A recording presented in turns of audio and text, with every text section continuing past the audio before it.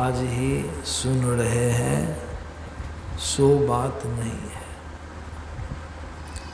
बरसों से सत्संग की महिमा कितनी है सुनते आ रहे हैं सब कोई नए लोग सब नहीं है, सब पुराने लोग सब हैं। और बहुत वर्षों के बाद शायद इस दरवाजे पर सत्संग करने के लिए आया हूँ। और हमको ख्याल में आता है स्वर्गीय बिंदेश्वरी बाबू, हम भूल भी जाते हैं, उन्हीं का दरवाजा है ये। और उनके पुत्र बैदू बाबू और सन्यासी पोता, बच्चे सब में सबको देखे थे, तो इसीलिए हमको ख्याल में आया कि बहुत वर्ष पहले इस दरवाजे पर सत्संग हुआ था। आज तो कम संख्या में लोगों को देख रहा हूँ, है ना। आज लोगों की संख्या बहुत कम है, इसलिए हमको आश्चर्य भी हो रहा है किस कारण से लोगों की संख्या कम है। वर्षा के कारण कि और कोई कारण है वो तो आप ही लोग बताइएगा, लेकिन कम संख्या लोगों की जरूर है, इसमें दो राय नहीं। तो सत्संग की महिमा सुनते हैं। अभी प्रसंग में सुनाया गया है कि स्वयं भगवान शिव जी उस स्थल को प्रणाम किए जो स्थान निर्जन था, जंगल से भरा पड़ा था, किसी आदमी का आना जाना नहीं था, जो सुन रहे थे। अब भगवान शंकर जी जब वहाँ पहुँचे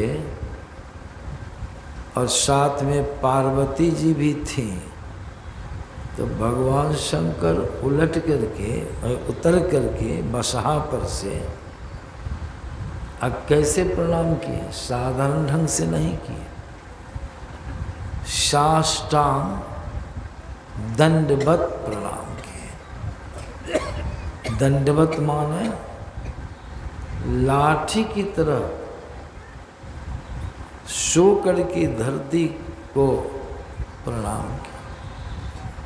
अष्ट अंगों को, साष्टांग सभी अंगों को धरती से स्पर्श करा करके तब उन्होंने प्रणाम किया। कितने बड़े पुरुष हैं। अभी देखते हैं ना लोग जो कुछ भी नहीं जानते हैं तो कहते हैं हर हर महादेव। हर हर महादेव लोग गाते हैं कि नहीं? गाते हैं, प्रवचन भी करते हैं, भगवान शिव का नाम लेते हैं। अब देखिए भगवान शिव की रहनी कैसी है, उनका आचरण व्यवहार कैसा है, तो सत्संग को कितना स्थान दे रहे हैं कि धरती को भूमिष्ठ होकर के प्रणाम। शरीर में गंदगी भी जहाँ तहाँ लग गई, पार्वती जी पूछ देती है। पार्वती जी साथ में रहने वाली, और उनको मालूम नहीं है यह मर्म रहस्य, तो पूछती हैं प्रभु आपने जो प्रणाम किया इस तरह से इस धरती को, स्थान को, क्या है यहाँ पर? यहाँ पर तो नहीं आपके इष्ट की मूर्ति है, नहीं कोई देवालय है, सुनसान स्थान है। आपने जो प्रणाम किया सो किनको किया? देखिए भगवान शंकर जी कहते हैं पार्वती, थोड़ा आवाज कम करो, पार्वती इस मर्म को तुम नहीं जानती हो, मैं जानता। अब सोचने का विषय है कि नहीं? पार्वती जी नहीं जानती हैं, अब भगवान शंकर जानते हैं। कैसी नारी है पार्वती जी, कितना स्थान है, कितना महत्व है। तो भगवान शंकर कहते इस मर्म को तुम नहीं जान, मैं जानता हूँ। क्या मर्म है प्रभु, क्या रहस्य है, क्या महिमा है? तो भगवान शिव क्या कहते, बहुत काल पहले, बहुत वर्ष पहले पार्वती इस स्थान पर सत्संग हुआ था। ऋषि महर्षि लोग आए थे और त्रिवेणी का प्रवाह हुआ था।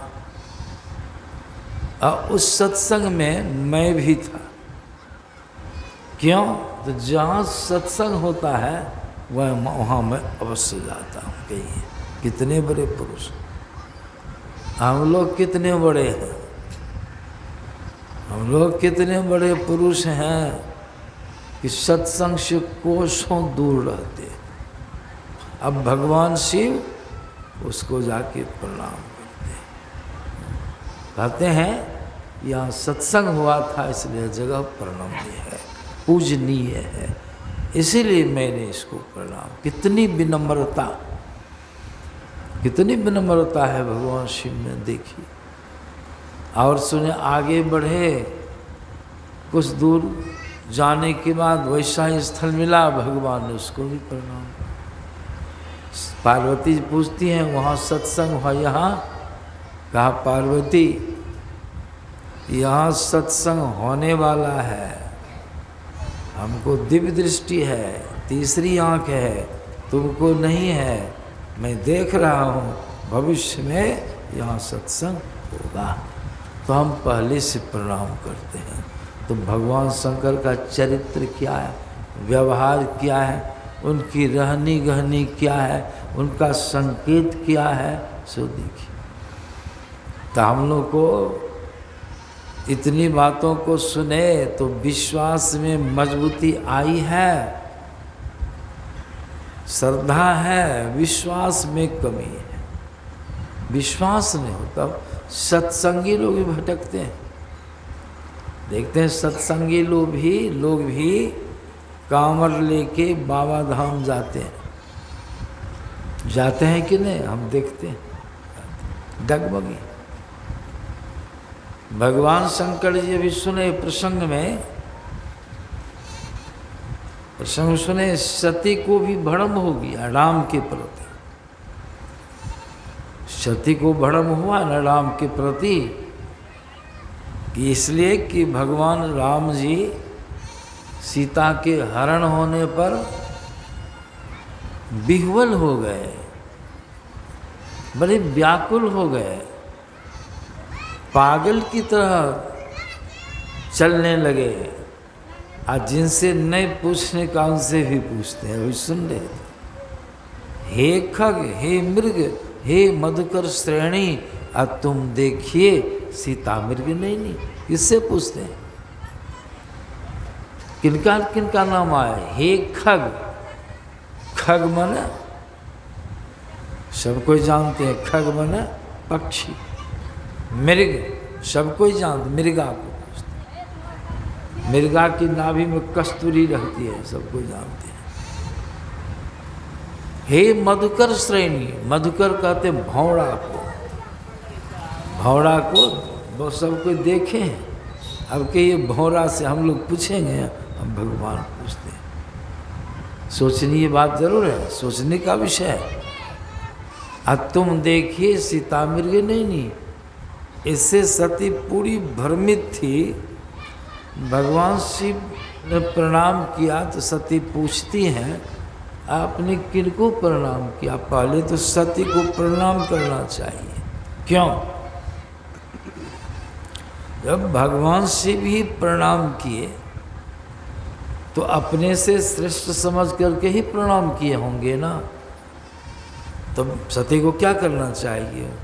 भगवान शिव जिनको प्रणाम की, सती को ही प्रणाम। एक तो प्रणाम नहीं की,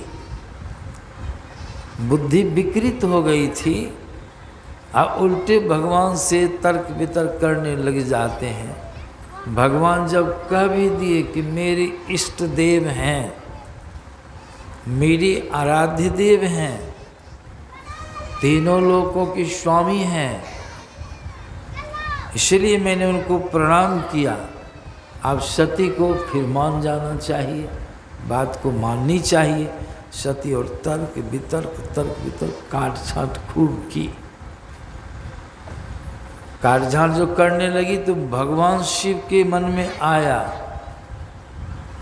कि जो नारी अपने पति की बात में विश्वास नहीं करे,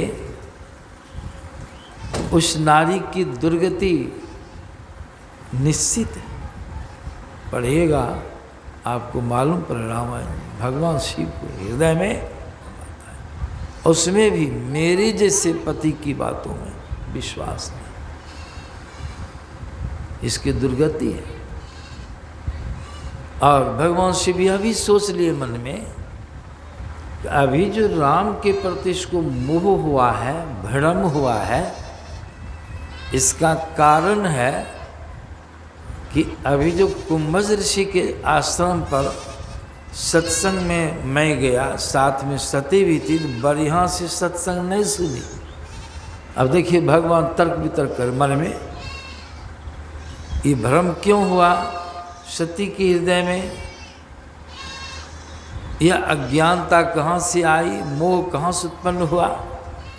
तब भगवान शिव सोचते कि वहाँ जो सत्संग में गई थी तो सत्संग बढ़िया से सती नहीं सुनी थी,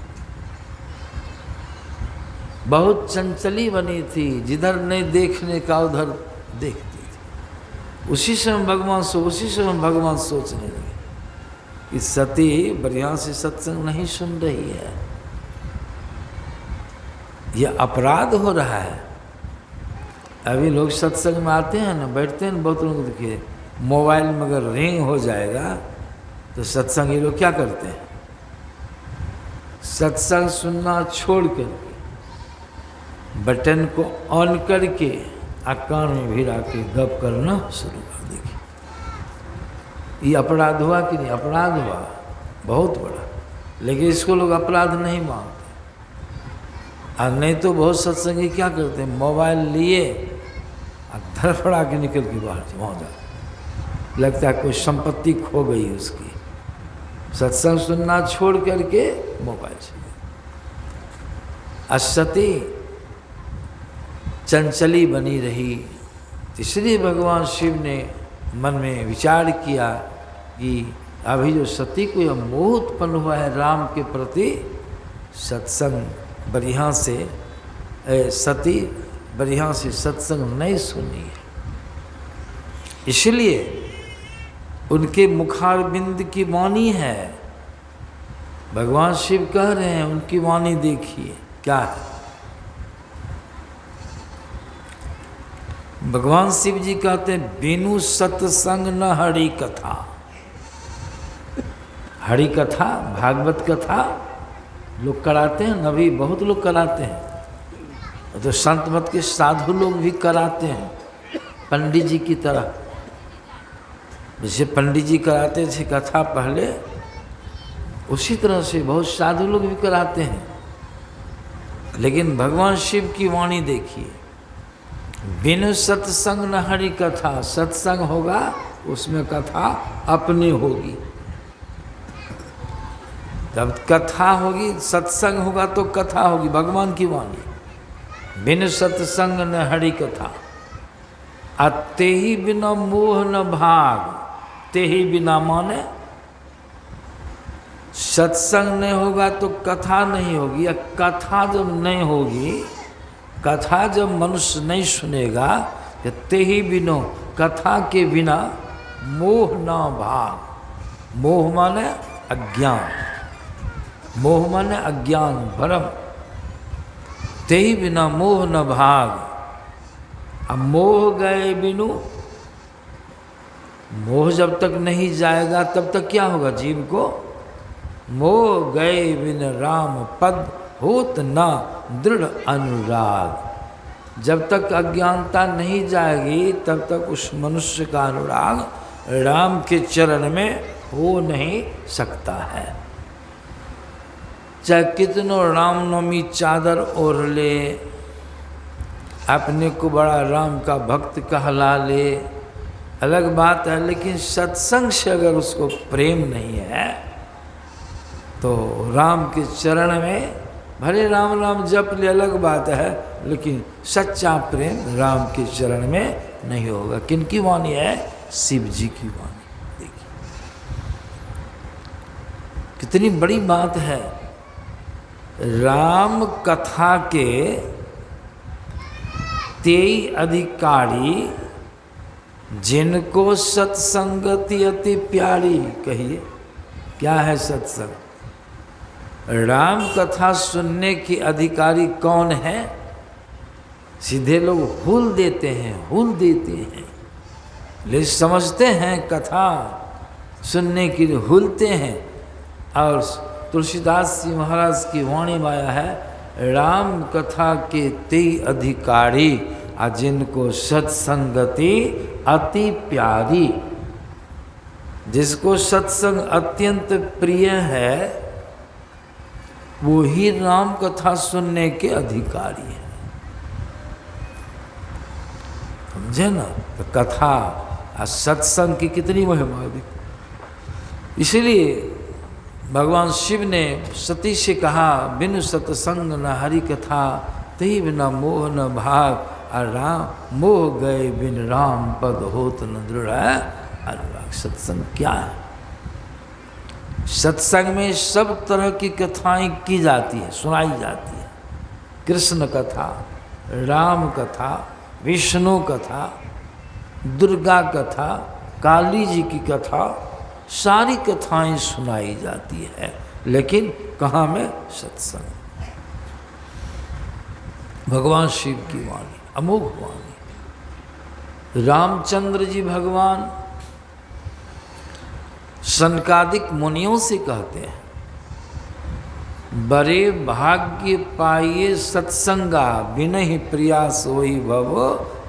क्या है सत्संग का? माने कितना पवित्र है, गौर से विचारिएगा तो मालूम पड़ेगा। सत्संग,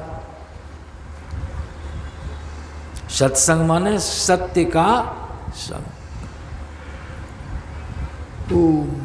सत्संग माने सबको बोलते हैं सत्संग सत्संग।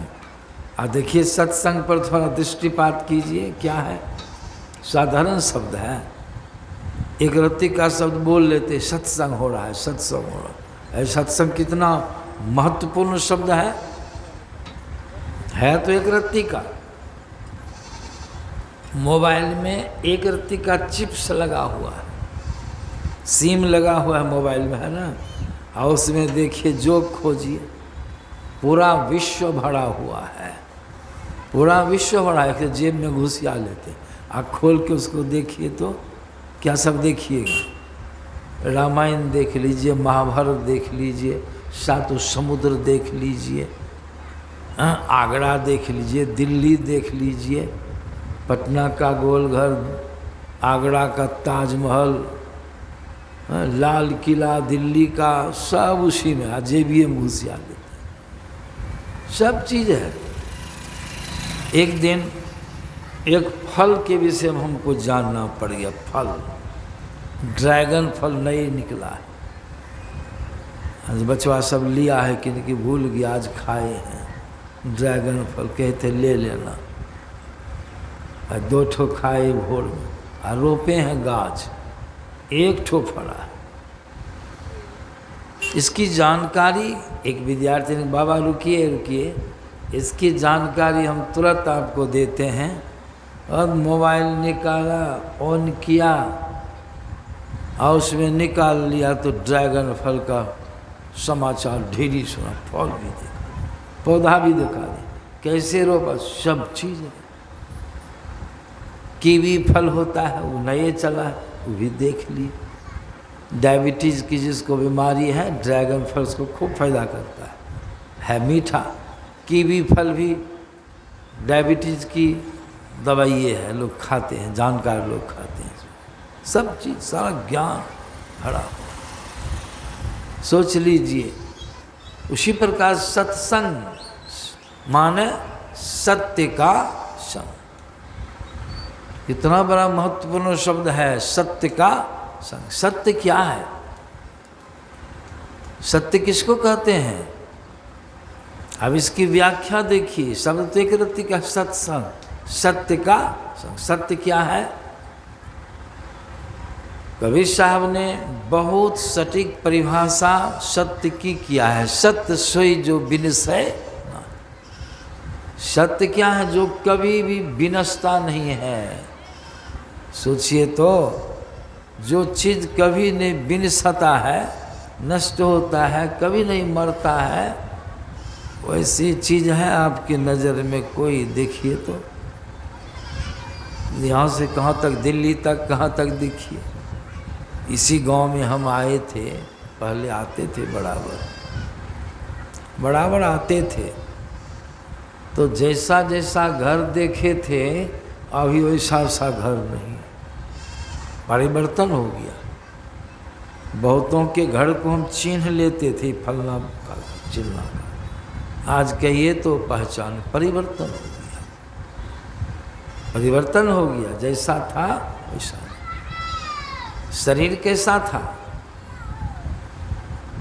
पहले हम पैदलों आते थे, बैलगाड़ी से आते थे, यहाँ कलासन उतरते थे और वहाँ से बैलगाड़ी पर चढ़ के यहाँ आते थे। मुझे पैदल भी भूलते थे। हमारा शरीर कैसा, दुबला पतला था, अभी देखिए भयंकर हो गया। परिवर्तन हुआ। ऐसा शरीर रहेगा? जिनको जिनको देख रहा हूँ जैसा देखा था वैसा नहीं है, परिवर्तन हो गया। लेकिन इस शरीर रहेगा नहीं। शरीर क्या है? सत्य है कि असत्य है? इस शरीर भी सत्य नहीं है, शरीर में परिवर्तन हो रहा है। और कुछ दिनों के बाद इस शरीर भी देखने को नहीं, जीव निकल जाएगा, शरीर मर जाएगा, शरीर को लोग जला देगा। सत्य नहीं। अभी हम जीव हैं, आप जीवात्मा हैं, हम जीवात्मा हैं। हम सत्य हैं, आप सत्य हैं, ये जान लीजिए। आप सत्य हैं, लेकिन शरीर क्या है? असत्य है। और आप शरीर में रहते हैं, है कि नहीं? शरीर में है कि बाहर में है? शरीर में है कि बाहर में है? कोई कहिएगा कि बाहर में है, शरीर के अंदर में, भीतरी में, शरीर के अंदर में है। यह शरीर जब माता के पेट में था तब भी आप थे कि नहीं? माता के पेट में जो आप थे वही अभी हैं कि दूसरा कोई घुस गया इसमें? माता के पेट में शरीर था तो आप ही नहीं थे। शरीर माता के गर्भ में और शरीर में आप। गर्भ का दुख सुख भोग करके आज शरीर जब माता के गर्भ से बाहर आया उस समय भी आप, उसमें आप ही हैं, दूसरा कोई बदल गया है? आप ही माने बाल्य अवस्था में भी आप, लड़कपन अवस्था में आए आप, जवानी अवस्था में शरीर आया तो आप ही हैं, दूसरा कोई नहीं। सब जगह आप आ रहे हैं। शरीर जब बूढ़ा हो गया तो आप,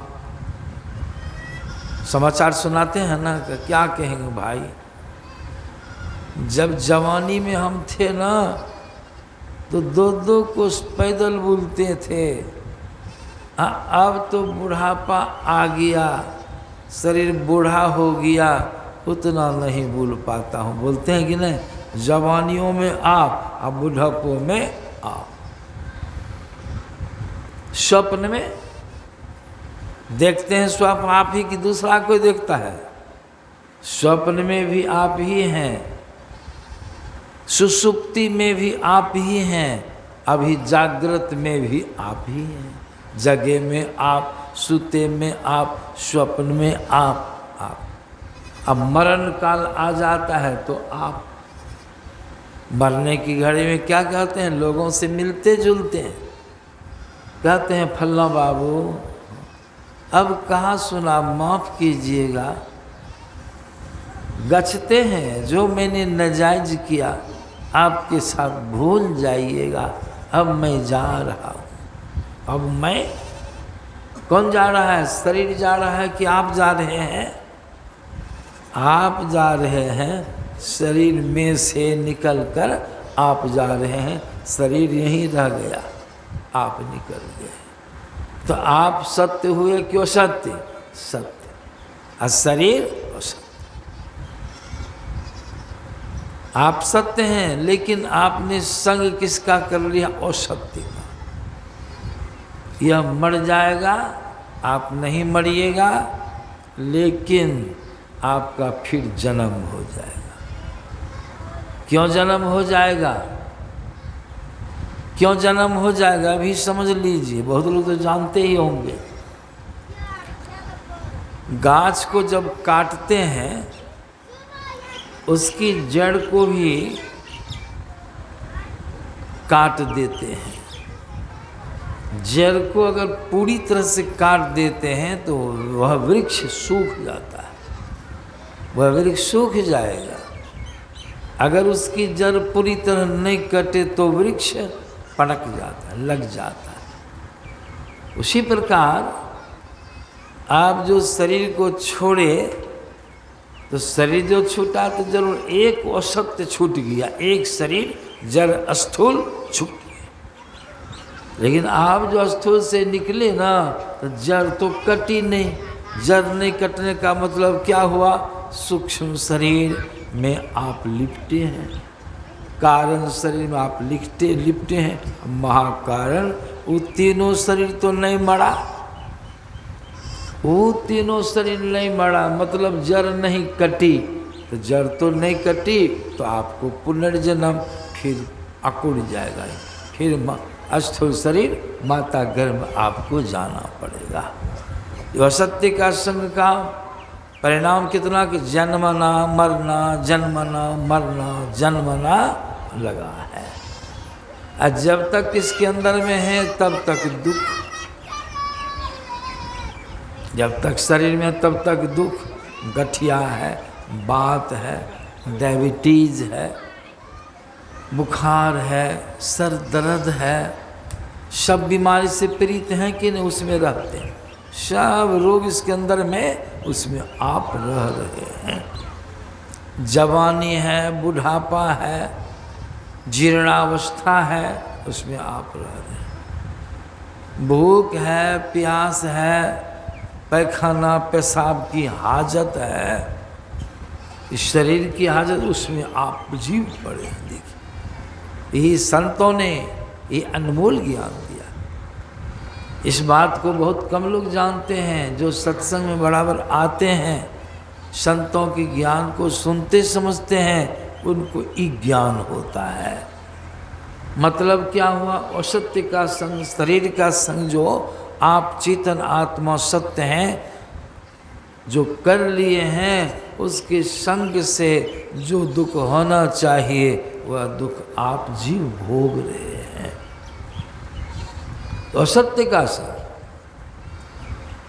इसलिए संतों ने इसकी परिभाषा की, सत्य सोई जो विनिश्चय नहीं।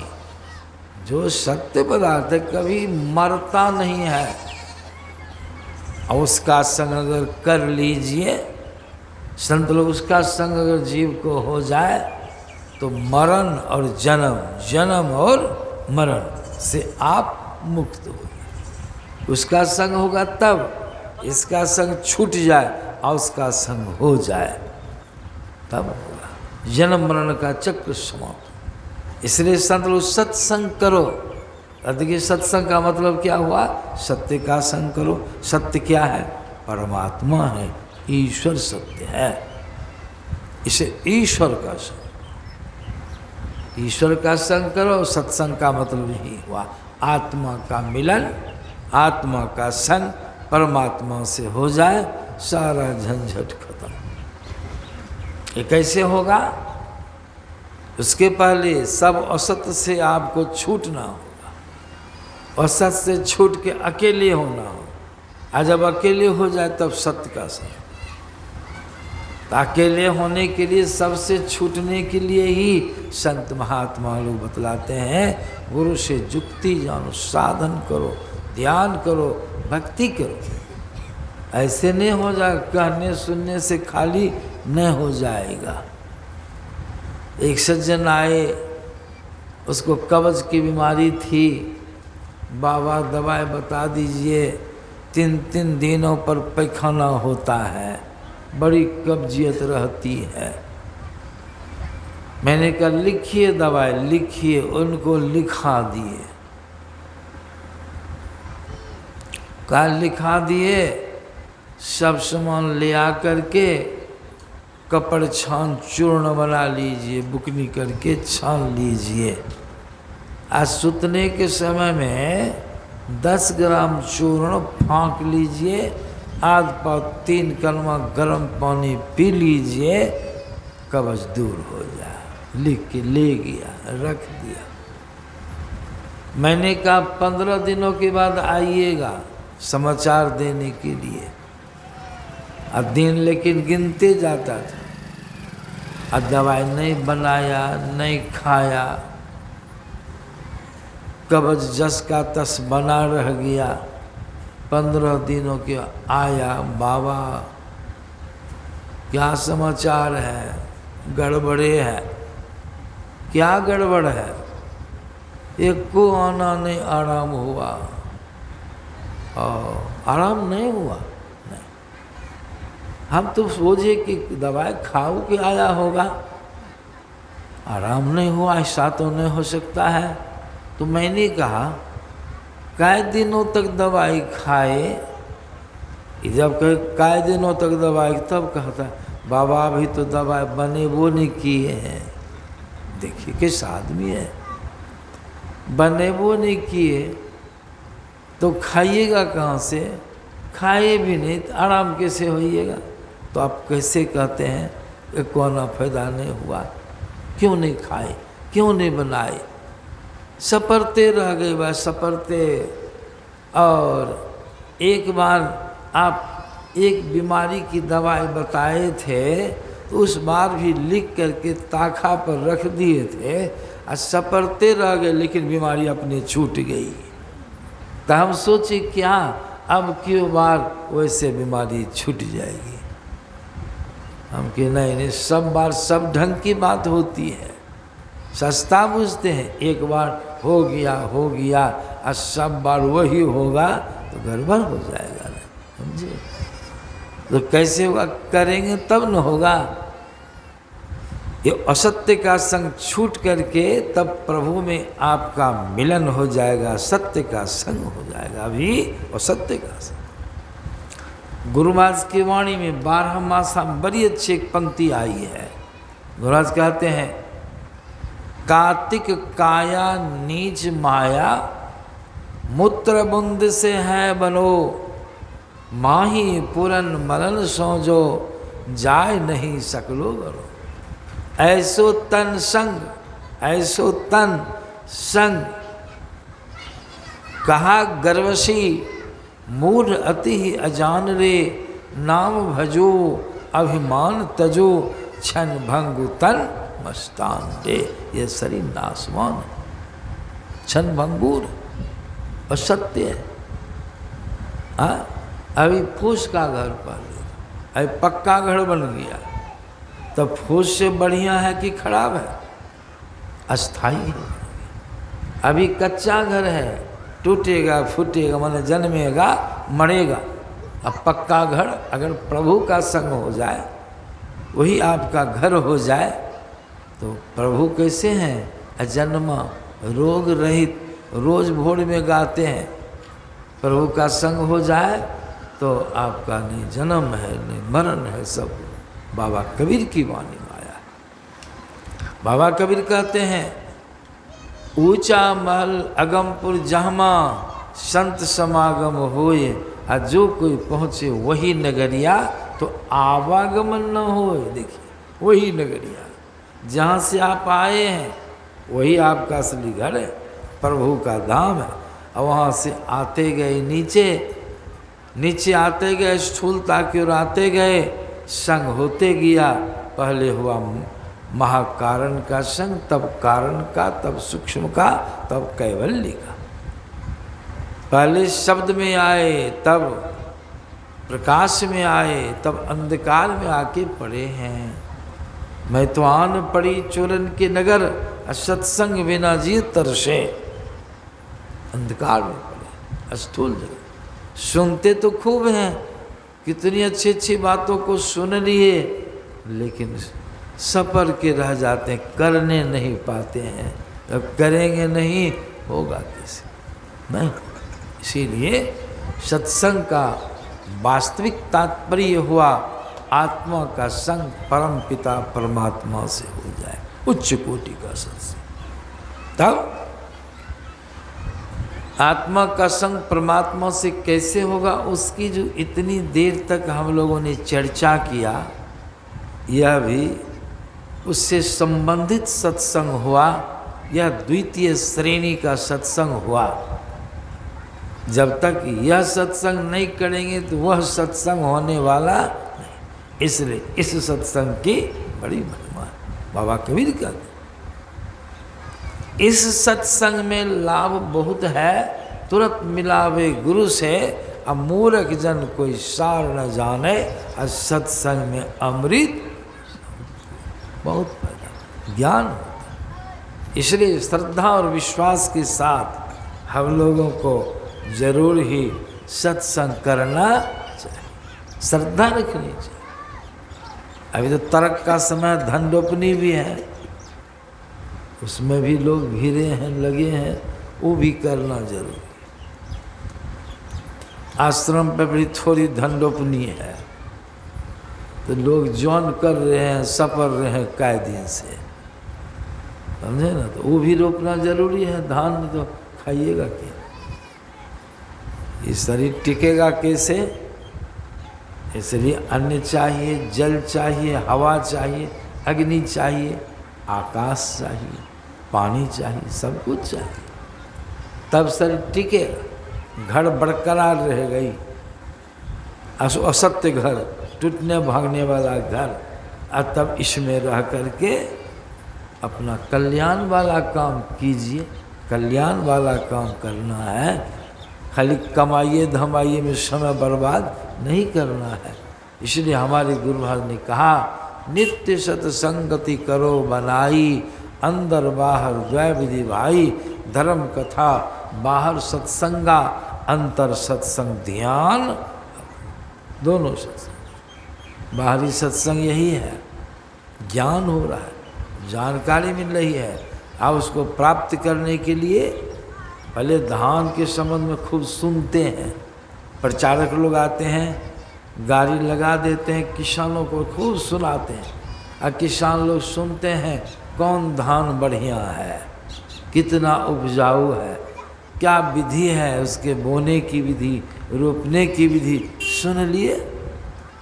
आज सुनने के बाद सुन के तो नहीं रह गए, खेत तैयार किए, बिचरा लाए, बीज बोए, पौधा हुआ, उसको रोपे कदवा करके, और तब धान की फसल लगी, और तब कैसे हुआ। इसीलिए तुलसीदास जी महाराज की वाणी में आपने सुना, सुनी समझई जन मुदित मन, मज्जही अति अनुराग, लही चार फल अछत तनु, साधु समाजो प्रिया। लही चार फल सुन रहे थे अभी, शरीर रहते चार, अर्थ धर्म काम और अंत में आपको मोक्ष मिल जाए। कितनी बड़ी क्या कसर है, कौन चीज की कमी है, उसको हम लोग नहीं कर पाते हैं। अभी तो सत्संग के नाम पर इतने लोग आते हैं कि जगह नहीं मिलती। इतनी बड़ी चीज़ है, विश्वास की कमी है, श्रद्धा की कमी है। कमी हो गई श्रद्धा में। क्यों? ध्यान भजन करेंगे तो अंदर में अनुभूति होगी। अंतरी सत्संग क्या है? अंतरी सत्संग कैसे करते हैं? बैठ गए, बैठने के ढंग से अंदर में आँखों को मूंद के बैठते हैं। पहला काम है जप। जप करते हैं, एक नाम का जप। जप में मन भागता है, मन को लगाते हैं, अभ्यास करते हैं। अभ्यास की मन भागा, लगाए, मन भागा। अब मन को भागते छोड़ दीजिए, मेहनत नहीं कीजिए तो जीवन भर मन भागते रह जाएगा। मेहनत कर कुछ समय सबका मन भागता है। पहले जप कीजिए, जप के बाद मानस ध्यान कीजिए। अंतरी सत्संग मानस ध्यान में अपने इष्ट की मूर्ति को अपने अंदर में बना करके देखना है। मानस ध्यान, मनोमय रूप। उसके बाद दृष्टियोग क्रिया, दोनों दृष्टि की धारों को जोड़ना। एक बिंदुता की प्राप्ति, पूर्ण शिमटाओ की। शिमटा से ऊर्ध्वगमन होगा। शिमटा से क्या होता? ऊर्ध्वगमन। अंदर में रास्ता है, जिस रास्ते से आए उसी रास्ते से आप चलेंगे। ऊर्ध्वगमन से आवरण का भेदन होगा। और आवरण का भेदन माने स्थूल सूक्ष्म कारण महाकारण चारों असत शरीर का संग आपका छूट जाएगा। सबसे ऊपर अकेले, अकेले हो गए, सब बंधन आपका छूट गया। अकेले हो गए, अब अकेले हो गए तो प्रभु में आप मिलने के लायक हो गए। आप पर कोई आवरण नहीं रहा, अब प्रभु मिल जाएंगे। और जब प्रभु मिल जाएंगे तो क्या होगा? हम प्रभु, हम प्रभु, प्रभु हम एक ही हुई, द्वंद्व द्वैत रहे नहीं कोई। मैं ही ऐसी आरती कीजे, अभव मह जन्म बहुरी नहीं जन्म। ये बाहरी सत्संग है, समय समय पर करना चाहिए, सुनना चाहिए, कराना चाहिए, समय समय पर होना चाहिए। बहुत महिमा है। ये भगवान शंकर की वाणी विषी, गिरिजा संत समागम समन लाभ कछुआन, अब बिनु हरि कृपान हो सो गावहि वेद। कितनी बड़ी चीज। लेकिन इस सत्संग यानी कि सुनने के लिए सिर्फ नहीं, सुन के समझ के बीच बीच में ज्ञान कम जाता है, चेतना कम जाती है, शिथिलता आ जाती है। तो सत्संग होने से चेतना आ जाती, जागरूकता आ जाती। सचेत नहीं, अब हम लोगों को ध्यान करना चाहिए, स्तुति प्रार्थना करनी चाहिए, जागरूकता आ जाती है। गुरु महाराज कहते थे बैटरी जब डिस्चार्ज हो जाती है उसको लोग चार्जर मशीन से संबंध जोड़ देता, बैटरी चार्ज हो जाती। इसीलिए कभी कभी हम लोग डिस्चार्ज हो जाते हैं और सत्संग होने से चार्ज हो जाते। सत्संग क्या है? साधारण सी नहीं, बड़ी महिमा बताई गई। इसीलिए कहा एक घड़ी आधी घड़ी, आधी में पुनियाद, तुलसी संगत साध के हरे करोटी। सुने रत्नाकर का कितना अपराध खत्म हो गया, कितना अपराधी थे वो, कितने, सब अपराध खत्म, कल्याण हो गया। सुनिए आश्चर्य करी जन कोई, सत्संगति महिमा नहीं। वाल्मीकि नारद घट जोनी, निज निज मुखन कही निज होनी। जलचर थलचर नवचर नाना, जी जड़ चेतन जीव जहाना। मति की रति गति भूति भलाई, अजब जही जतन जहाँ जही पाई। असो जानव सत्संग प्रभाव, अलोको वेदन आन। खूब करके थक जाइए, भगय चौपहाड़ा, अष्टजाम त्रिकुंज, रामध्वनि खूब कर ली। सत्चंडी जग, विष्णु जग, अश्वमेध जग तो कोई कर ही नहीं सकते। सोच ली, कुछ करके थक जाइए। तुलसीदास जी महाराज कहते हैं जो जब जही जतन जहाँ जही पाई, सो जानव सत्संग प्रभाव। लोक वेदन आन, कोई दूसरा उपाय नहीं। इसीलिए श्रद्धा विश्वास से सत्संग को पकड़े, पंचशील का पालन करें और ध्यान भजन करें तो हम लोग का कल्याण होगा। इन्हीं शब्दों के साथ अपनी वाणी विराम देता हूँ। श्री सद्गुरु